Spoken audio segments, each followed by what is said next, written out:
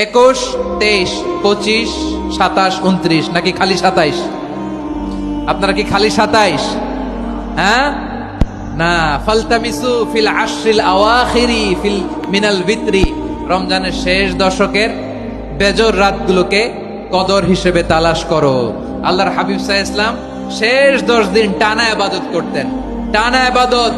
ইদা জাআল আশরু আহিয়াল লাইলা আইকাদা আহলা ওয়া জাদ্দা ওয়া শাদ্দাল মিজার, সারা রাত জেগে ইবাদতের নজির নবীজির নাই, শুধু রমজানের শেষ দশক ছাড়া। সুবহানাল্লাহ বলেন।